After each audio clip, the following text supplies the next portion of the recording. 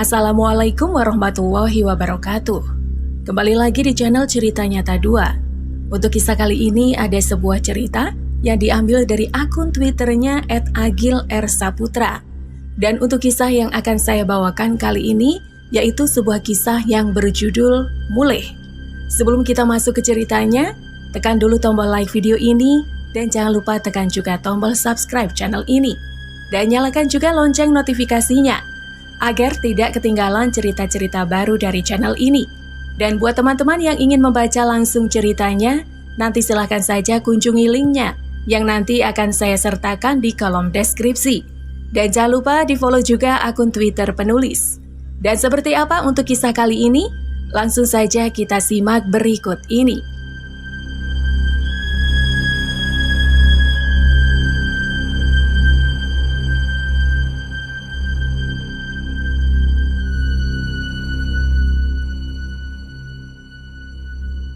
Mulih bagian 3. Nalarku terkoyak karena sosok yang menyerupai bapak itu terus saja datang dengan berbagai gelagat janggalnya. Akankah semua bisa berakhir? Sukirman.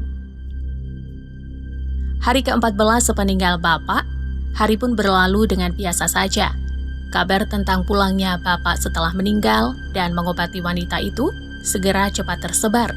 Begitu juga dengan insidenku di rumah tempo hari mendadak menjadi perbincangan seluruh warga desa. Apakah sudah tak ada gangguan yang aku alami?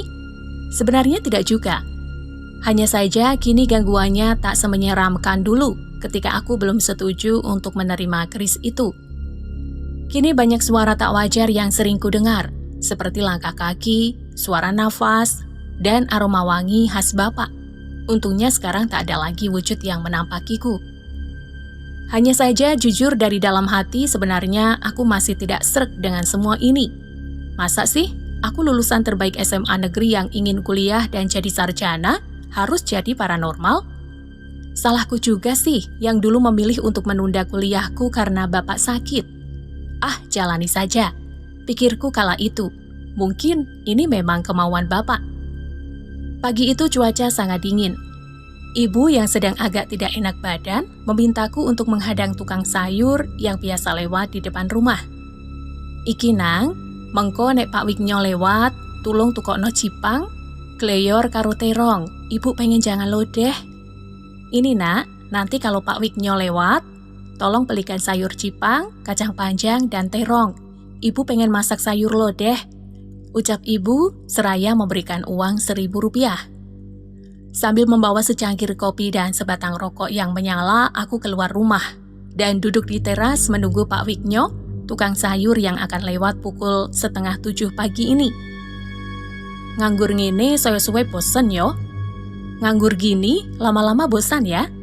Batinku di antara hisapan rokokku. Yor, sayur. Suara Pak Wignyo berapa saat kemudian terdengar. Kutengok gerobak dorongnya yang tampak berjalan ke arah jalan depan rumahku. Aku menunggunya hingga sampai depan rumah. Ku beli sayur sesuai perintah ibu. Hingga ketika aku ingin berbalik masuk ke rumahku, seseorang menepuk bahuku. Lur, ternyata Naryo. Dengan muka lesu seperti semalaman tak tidur. Woi, opo? Dengaren isu-isu? Arek tuku kereh. Woi, kenapa? Tumben pagi-pagi mau beli ikan asin? Tanyaku acak. Ora Kir, mumet aku, mumet. Bingung meh cerita karo sopo? Tidak Kir, pusing aku pusing. Bingung mau cerita dengan siapa? Katanya sambil merangkul dan agak menyeretku menjauh dari gerombolan ibu-ibu yang tengah memenuhi gerobak Pak Wignyo. Opo sih? Jo mlebu wae ning omah karo ngopi? Apa sih? Ayo masuk aja ke dalam sambil ngopi. Jawabku yang kini menyeret Naryo berjalan masuk ke dalam rumahku. Tak nyelehke iki ning buri, karo tak kawekno kopi. Sebentar, aku letakkan ini dulu di belakang sama aku bikinin kopi. Ucapku sambil berjalan ke dapur memberikan sayur itu kepada ibu. Singkat cerita, setelah membuat kopi, aku kembali ke ruang tamu menemui Naryo yang tampak resah itu. Piye Bel, ono po? Gimana Bel, ada apa? Tanyaku seraya meletakkan segelas kopi panas di depan kawanku itu. Leleku mati kabeh, koyone ono sing mutasi. Leleku mati semua, kayaknya ada yang ngasih racun, kata Naryo lemas. Loh, tenane? Apa mau bengi rambut tunggoni? Loh, beneran? Apa tidak kamu jaga semalam? Ucapku. Ora, aku keturun, lagi tak tilii mau isuk, iwake wis kemambang kabeh. Bingung aku. Iki nek aku cerita rombokku mesti nangis. Piye iki? Wis modalku wae yo isih utang. Tidak, aku ketiduran. Baru aku periksa tadi pagi. Ikannya sudah mengambang semua. Bingung aku. Ini kalau ibuku tahu pasti nangis. Gimana ini? Mana modalku masih hutang? Kata Naryo memelas.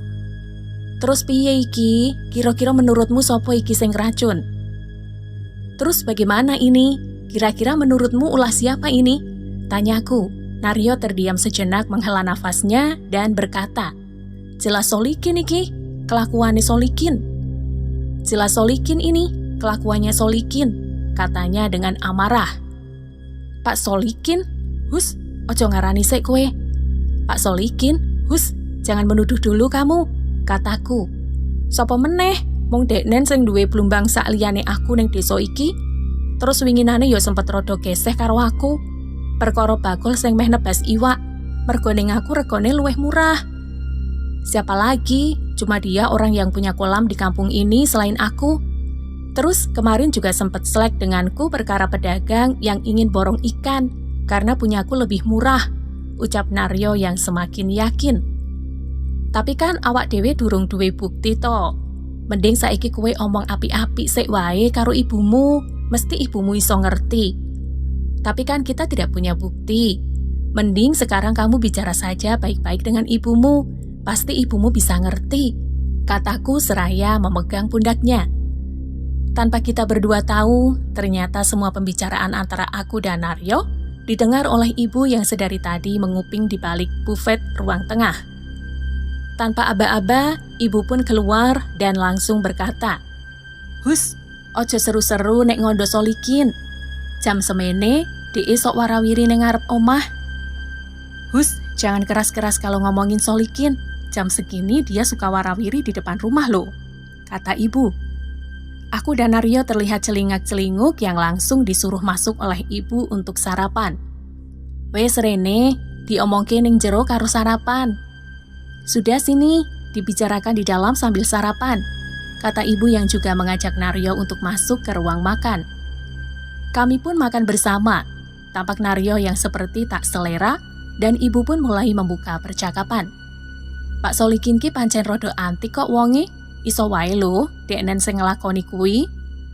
Pak Solikin itu memang agak antik kok orangnya. Bisa juga loh kalau dia yang melakukan itu, kata ibu tiba-tiba membuatku seketika menghentikan makanku. Kok iso ngomong ngono sih bu? Kok bisa bicara seperti itu sih bu? Tanyaku mengernyitkan dahi. Mosok kowe lali sih? Sopo sing biyen nembak kucing-kucinge awake dhewe? Masa kamu lupa sih siapa yang dulu menembak kucing-kucing kita? Kata ibuku. Di sini aku jadi ingat, dulu mungkin sekira 10 tahunan yang lalu, aku punya 3 kucing ditembak oleh Pak Solikin, gegara dituduh sering mencuri ikan di kolamnya. Kebetulan rumahnya hanya selisih 1 rumah dengan rumahku. Aku ingat betul. Dulu suatu pagi, 3 kucingku terkapar di depan rumah dalam keadaan mati. Saat aku hendak berangkat sekolah dan menurut ibu satu-satunya orang yang pernah mengancam dengan senapan angin kepada kucingku adalah beliau, Pak Solikin. Nek nyolongi iwakku tak tembak. Kalau mencuri ikanku akan kutembak. Kata-kata itu yang katanya pernah didengar oleh ibu beberapa hari sebelum kucing-kucingku mati. Apa benar Pak Solikin ya? Yang meracuni kolam temanku Naryo? Batinku yang masih mengira-ngira. Tak lama kemudian ibuku bertanya kepada Naryo, berapa modal ikan untuk menutup kerugiannya? Dan setelah Naryo menjawabnya, tanpa diduga, ibuku langsung masuk ke kamarnya, mengambil uang dan memberikannya kepada Naryo. Iki gawe tuku bibit. Tenang wae, ra usah diganti. Pakmu nek karo Pak Parman kuwi wis kaya sedulur. Ini untuk beli bibit. Tenang saja, tak usah diganti, Bapakmu dan Pak Parman itu sudah seperti saudara, kata ibuku. Naryo yang sempat menolak akhirnya menerima pemberian ibu itu setelah sedikit aku bujuk. Santai, ucapku kepada Naryo. Ibu pun memberikan pesan agar Naryo melakukan pengintaian di kolamnya. Beliau juga mengizinkan aku untuk ikut untuk membuktikan siapa pelakunya. Wes toh, mesti solikin, kata ibu yang sepertinya sedikit mempunyai dendam dengan orang itu. Obrolan di meja makan itu pun selesai. Naryo pulang dengan penuh kelegaan. Dan setelah beberes dan sejenak bersantai, Pak Dekarjo dan Lik Minto pun datang. Hah, orang ini lagi, batinku. Malah saat mendengar suara mereka memasuki ruang tamu. Piye Kir, sehat toh? Gimana Kir, sehat kan? Sapa Lik Minto ketika masuk di ruang tengah. Sehat Lek, sarapan Lek? Sehat Paman, sarapan Paman? Jawabku basa-basi. Sementara Pak D langsung masuk menuju dapur untuk membuat kopi. Seperti biasa, akan ada obrolan serius jika Pak D sudah membuat kopi.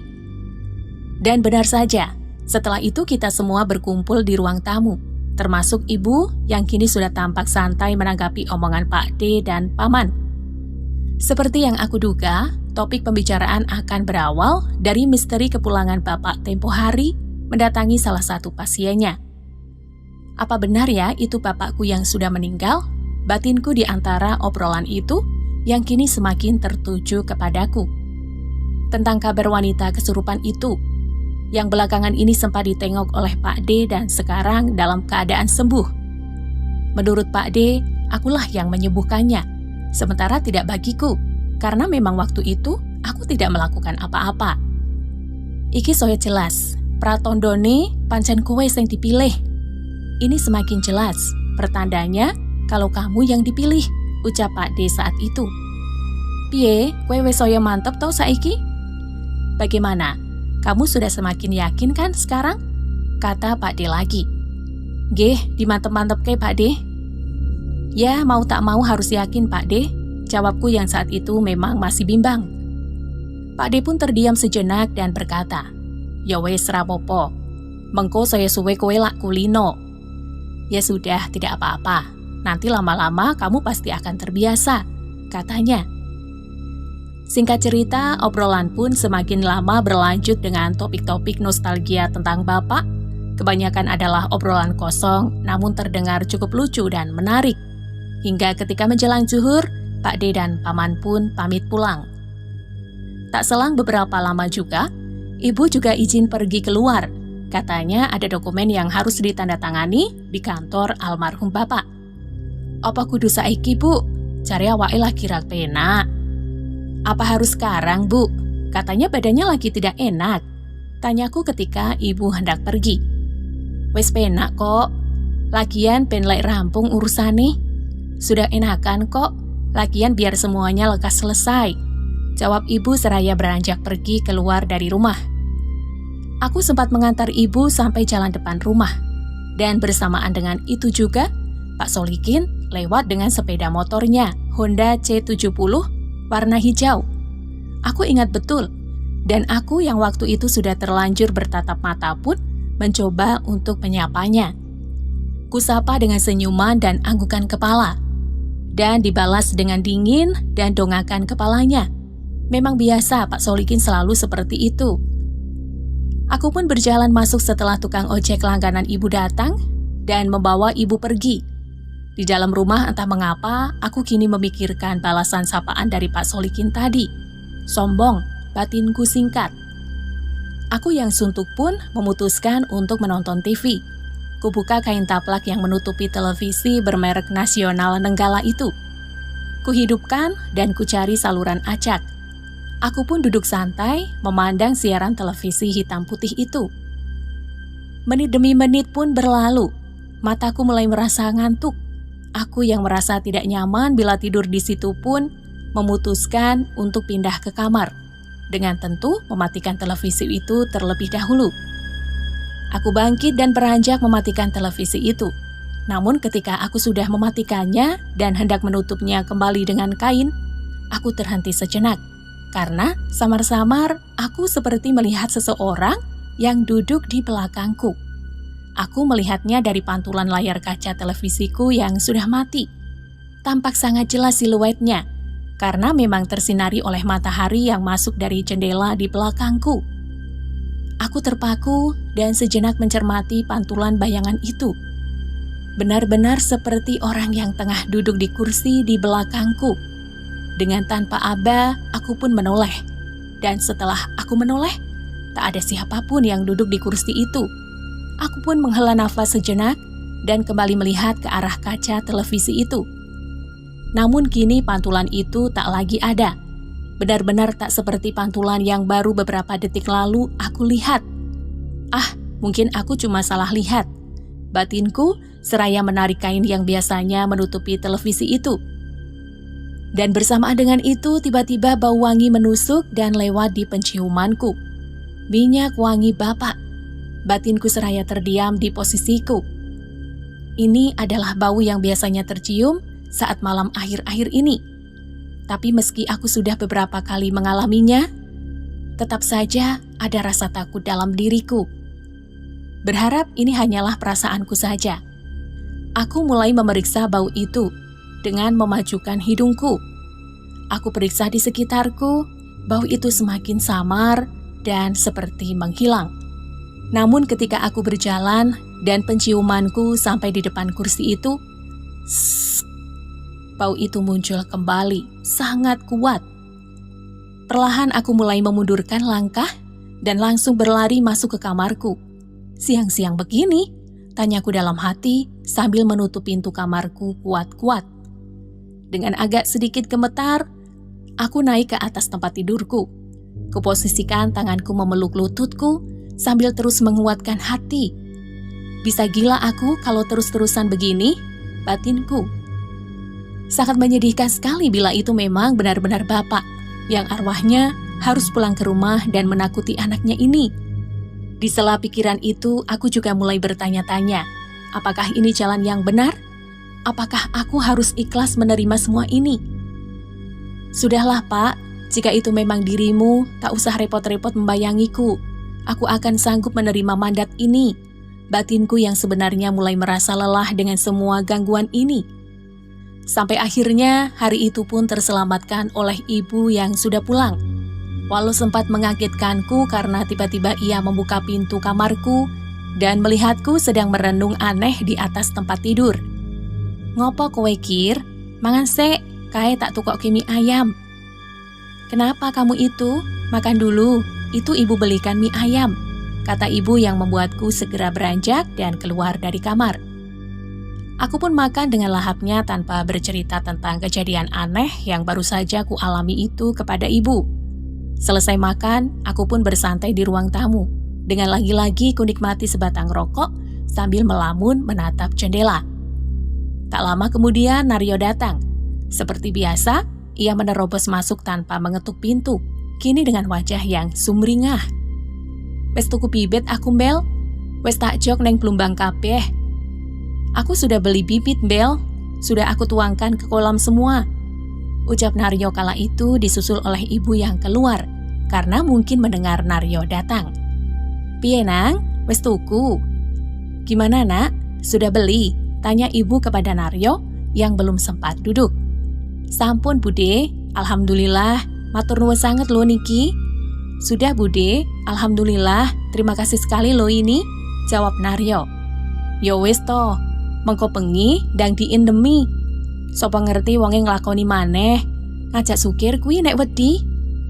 Ya udah to, nanti malam langsung diintai. Siapa tahu orang itu melakukannya lagi. Ajaklah sukir kalau kamu takut, kata ibu. Siap Bude, pokoknya mangkeh dalu, kulo indemi kalih sukir. Siap Bude, pokoknya nanti malam saya intai bersama sukir, jawab Naryo dengan semangat. Setelah ibu kembali masuk, kami pun berbincang ke sana kemari hingga waktu menjelang sore. Naryo pamit pulang dan berpesan nanti malam ia akan menghampiriku ke rumah. Aku pun mandi sore dan setelah itu kembali menonton televisi bersama ibu hingga langit mulai petang. Kowe iki mbok salat to nang, wis gedhe lho. Kamu itu mbok salat to nak, sudah besar lho, kata ibu tiba-tiba saja bersamaan dengan azan maghrib yang berkumandang. Memang kuakui aku jarang sholat, beda dengan ibu yang amat sangat rajin beribadah. Setelah kupikir-pikir, aku pun mendengarkan nasihat ibu itu. Kumatikan televisi dan segera mengambil wudhu di kamar mandi. Dan aku pun sholat, mencoba dengan sekusuk-kusuknya. Tapi entah karena aku jarang melakukannya atau bagaimana, badanku terasa sangat berat. Seperti ada sesuatu yang membebani pundakku ketika aku ruku dan ketika aku sujud. Namun aku coba singkirkan itu semua. Mungkin ini godaan orang yang ingin menegakkan sholatnya. Batinku kala itu, hingga sampailah aku pada tahiyat akhir. Tengkuk dan punggungku seperti merasakan ada seseorang yang berada di belakangku. Entah itu cuma perasaan saja, tapi yang aku rasa perasaanku waktu itu sangat kuat, bahwa sepertinya ada seseorang yang ada di belakangku. Itu tentu sedikit membuat bacaan doaku menjadi berantakan, namun aku masih mencoba untuk menafikannya. Tapi kali ini semua berubah dalam waktu beberapa detik saja. Ketika samar-samar, aku mendengar doa di belakangku. Suaranya membisik, namun cukup jelas. Waduh, batinku yang kini mulai memejamkan mata dan ingin segera menyelesaikan sholatku. Namun apa yang terjadi? Suara itu kini justru terdengar semakin mendekat dan ternyata tidaklah doa yang dia ucapkan, melainkan namaku. Sukir, Sukir, Sukir, Sukir, Sukir. Ya, itu suara Bapak. Meski nadanya berbisik, tapi aku tahu betul itu suaranya. Dengan terpaksa, aku pun menghentikan sholatku yang hampir selesai itu. Sambil menutup mukaku karena takut, masih kudengar suara itu. Nafasnya dingin menerpa tengkuku. Uwes pak, sudah pak, ucapku lirih terus-menerus dengan nada menahan tangis. Hingga entah bagaimana suara itu pun hilang begitu saja. Aku pun menengok gemetar, hingga setelah aku melihat ke belakang, tak ada siapapun di situ. Aku segera berlari keluar kamar dan duduk di ruang tamu untuk menenangkan diri. Tak lama kemudian ibu datang dengan masih mengenakan mukena, sempat mengagetkanku. Tapi aku lega setelah tahu itu adalah ibu. Nah ngono, sholat, ben hajatmu dijabahi karo Gusti. Nah gitu, sholat, biar hajatmu dikabulkan sama Tuhan, kata ibu yang melihatku masih menggunakan peci dan sarung. Aku hanya menjawabnya dengan senyuman kejutku. Hehe. Dan kita pun duduk bersama berbincang tentang sesuatu. Oh, piye? Mengko sidoning plumbangi Naryo. Oh, nanti gimana? Jadi ke kolamnya Naryo? Tanya ibu. Sido, Bu, paling mengko jam-jam songonan. Tapi emang ibu rapopo neng omah dewe. Jadi, Bu, paling nanti jam-jam 9-an. Tapi emang ibu tidak apa-apa di rumah sendirian? Tanyaku. Halah rapopo. Tak omongi, nek pancen kuwi kelakuane Pak Solikin, kue kudu sangu cekelan lho. Soalnya DEG terkenal klenike. Halah, tidak apa-apa. Ibu bilangin, kalau memang itu perbuatan Pak Solikin, kamu harus bawa pegangan loh. Soalnya dia itu terkenal dengan kliniknya, kata ibu yang membuatku langsung mengernyitkan dahiku. Cekelan opo, Bu? Keris kae. Emoh, wes tak polosan wae. Pegangan apa, Bu? Keris itu? Tidak. Sudah, diriku sendiri saja sudah cukup. Jawabku yang merasa malas kalau harus membawa keris itu keluar rumah. Oh ya wes nek ngono, neng tetep ngati-ati. Yen weruh pelakune cukup titeni rupane wae. Ya sudah kalau begitu, tapi kamu tetap hati-hati. Kalau nanti melihat pelakunya, cukup tandai mukanya, kata ibu sambil beranjak masuk dan menawariku kopi. Sambil menunggu kopi yang dibuatkan ibu, aku kembali dalam lamunanku tentang kejadian saat sholat tadi.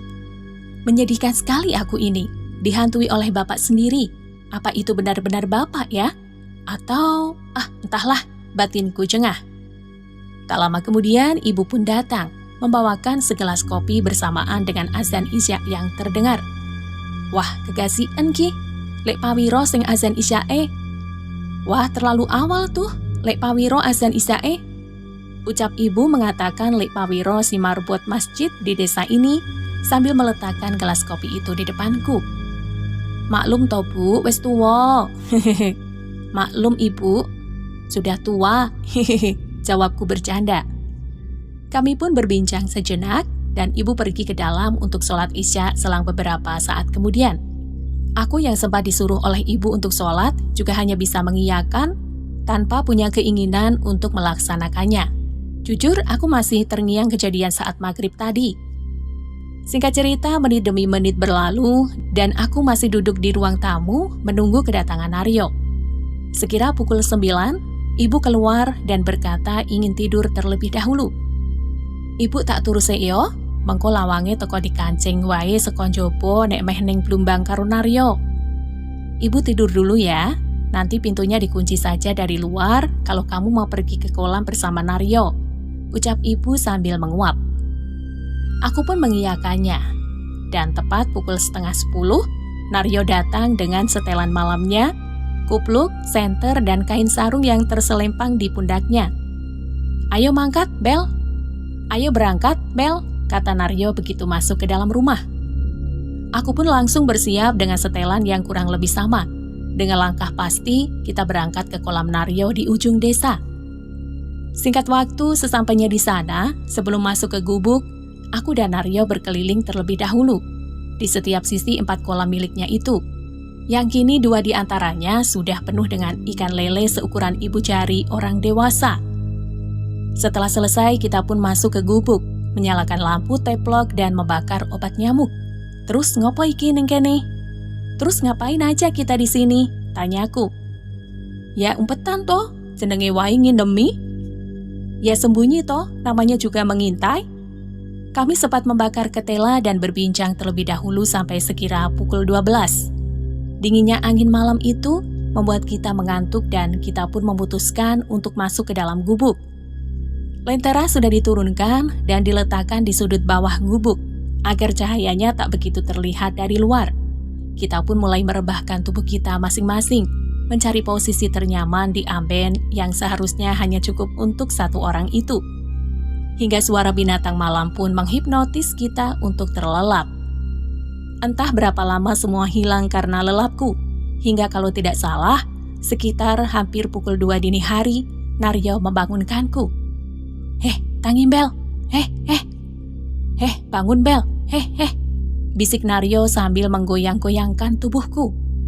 Weh krungu ra, kamu dengar tidak?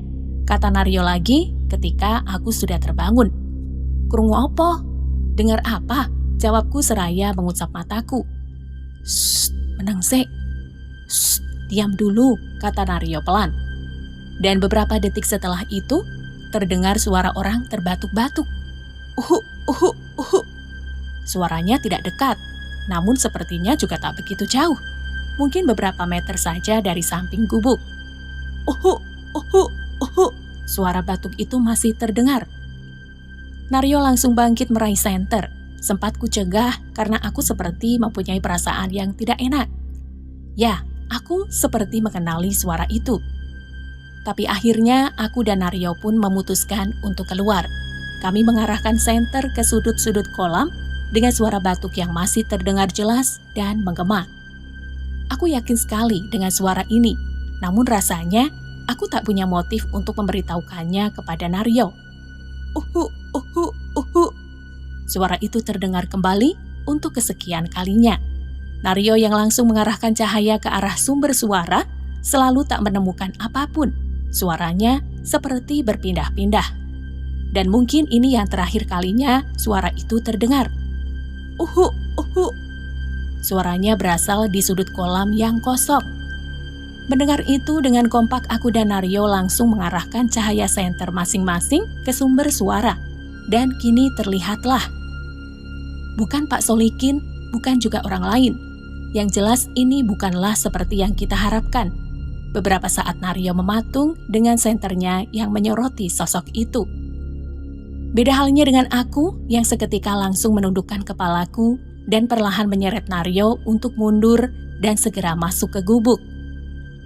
Naryo yang segera sadar tentang siapa sosok di depannya itu, dengan gemetar berbalik badan dan memegang erat tanganku, menyeret langkahnya masuk ke dalam gubuk. Ya, sosok itu adalah Bapak. Lengkap dengan setelan khasnya, menatap aku dan Naryo, dan sempat kulihat ia sedikit tersenyum. Aku dan Naryo sudah berada di dalam gubuk. "Pak Parman, Bel, bapakmu," kata Naryo seperti menerangkan sekaligus bertanya denganku. Antara rasa takut dan harus tetap terlihat tenang bercampur dalam hatiku. "Tenang Bel, tenang." Hanya itu yang bisa kuucapkan kepada Naryo saat itu. Menit demi menit berlalu. Suara batuk itu sudah tak terdengar lagi, walau tidak dengan ketakutan di wajah Naryo. Aku mulai menyalakan sebatang rokok dan kuberikan kepada Naryo, agar dia merasa tenang. Dan setelah itu, tak ada lagi pembicaraan antara kita berdua. Naryo yang tampak linglung, kini hanya bisa melamun. Begitu juga dengan aku, yang merasa bingung harus bicara apa. Selang beberapa saat kemudian, kami pun kembali merebah. Hingga tak terasa, kami pun tertidur setelah kejadian ganjil itu. Singkat cerita, kami pun terbangun keesokan harinya. Wajah Naryo yang terlihat pucat langsung berbicara kepadaku. "Asli, nek mau bengi koyo ngimpi, gek pisan iki aku ngalami koyo ngene. Asli, kalau semalam seperti mimpi. Baru kali ini aku mengalami hal seperti itu," kata Naryo di antara cahaya matahari yang masuk dari rongga-rongga gubuk bambu ini. Dan setelah beberapa saat kemudian, kita pun keluar dan berjalan pulang di pagi yang terasa aneh ini. Mulai bagian 3 selesai, bersambung ke bagian akhir, yaitu bagian 4.